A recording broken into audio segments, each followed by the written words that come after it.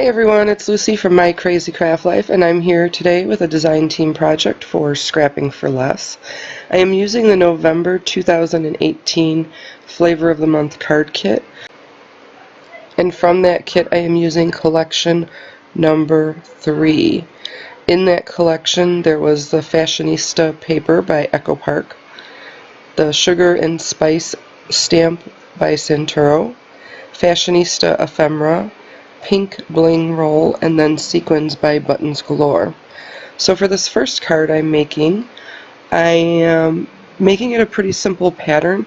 I simply cut out a couple strips to go over a front panel, and then I want to use some of that ephemera.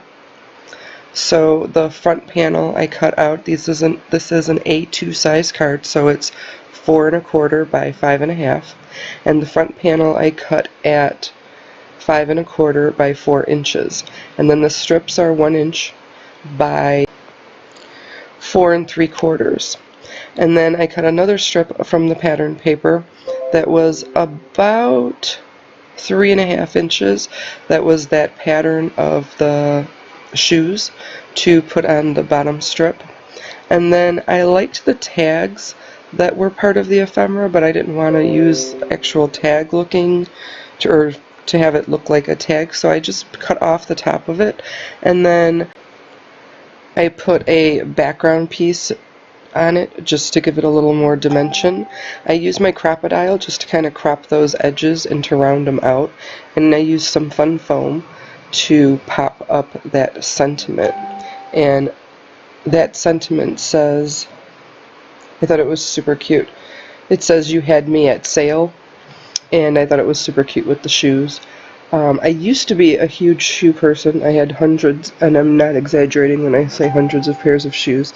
I've gotten a lot better with destashing and decluttering my house and my life, so I'm down to probably about 20 pairs of shoes, 25, so I'm doing good. But now on to the second card. That first card I finished off with some sequins, and then that was it. And for this I did the same thing. I didn't really want to use the tag portion of it, but I liked the sentiment. It says, "Shopping is always a good idea." And I used some of that fun, kind of busy background paper for the front panel. And again, this is an A2 size card, so I cut that front panel out at the 4 inches by 5 1/4. And then I did the same thing with this tag. Just used a piece of the pattern paper for background for that tag, or for that sentiment. And then I used a couple strips, some dress mannequins and the purses, put it on the top and the bottom, and those strips they're a little more than an inch. They're about maybe not even quite an inch and a quarter, but they're a little bit more because I kind of wanted to get the whole picture of the dress in there and not cut any of the dress pieces off. And then again I popped that sentiment up with some foam tape and finished off the card with some of the sequins from Buttons Galore. And so that was my second card. For my third card I used this cute little Santori stamp, which is just adorable, and I colored her with some Copic friendly markers. And then while I'm coloring, you'll see once I get into the hair, my pen drips. I have a huge blob go right on the top of her head, and don't ask me why, but I didn't want to just trash the card. Well, I mean, I know why, because I had already colored the majority of it and I didn't want to have to restart. So as I'm looking at it in the video, I think that, you can really see the blob, I guess you want to say, on the card itself. So what I actually did was I ended up going back over it, because I don't know why when I was looking at it while I was making it, it didn't look that bad. But when looking at it as I was editing this video, you can definitely see it. So what I ended up doing was going back over the card with the darker colors that I used for the hair and just kind of blended it out more. And at the end of this you'll actually see I took a picture at the end, or I took a picture that I put at the end of this video so you can kind of see how it ended up turning out. I was really lucky that the blob stayed right in the hair area, didn't get into her face or anything. Like I said, I don't know, my marker just completely dripped all over the place and made a big old mess, and it was not a good moment. I was not happy, and I just continued on and acted like it didn't happen. As you can see when I get to that in this video, I was just, I don't know, I was kind of annoyed at the moment, and I just wanted to keep going and not worry about it. So that is what you'll see here in just a minute, because that is, yep, right there.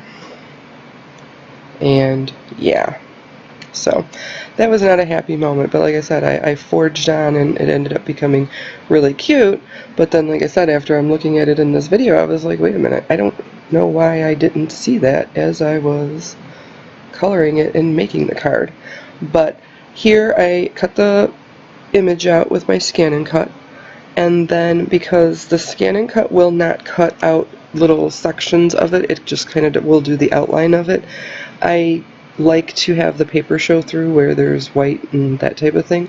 So I just used my X-Acto knife and cut out the area between her legs and some of the area around the hair and stuff to just give it that finished off look. And then here I am with just a black marker edging all of the trim, because obviously the paper is white and the black, I think, just makes it look a little more finished.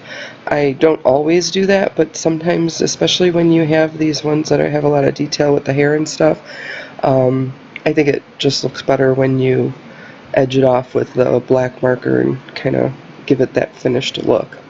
So here again, I'm making an A2 size card, and I'm just going through and trying to figure out exactly what and how I want to put this little girl using this very busy pattern paper that came with this Echo Park Fashionista.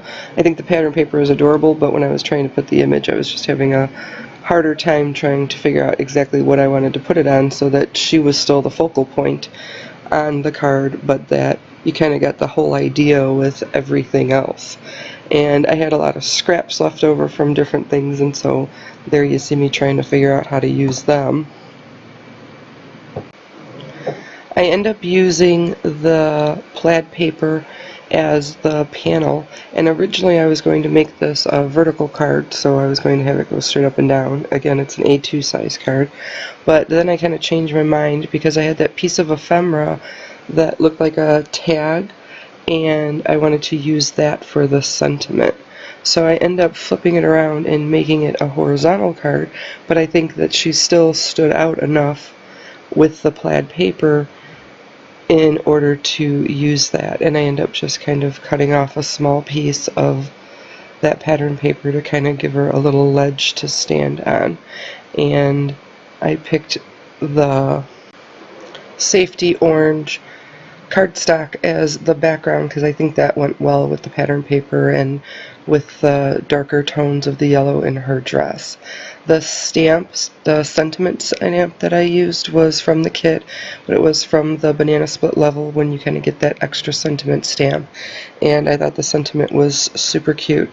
It said, "In order to be irreplaceable, one must always be different." So I thought that was kind of perfect. I used some foam dots to pop up the sentiment and to pop up the little girl. I cut some of them in half to kind of get her legs to make sure that those had some height on them as well. And then I just pieced it together. So I think the card ended up turning out really cute, even though when I initially started I had no idea where I was going with it. And I ended up using the rhinestones from Kaisercraft that came with the Banana Split level. So that's how I finished off the card, and those are all three cards that I ended up making with the rest of this collection from the November 2018 Scrapping for Less card kit. So I hope everyone enjoyed the video, and if anyone has any questions or wants to take a look at it, just hop over to scrappingforless.com and you can pick it up there.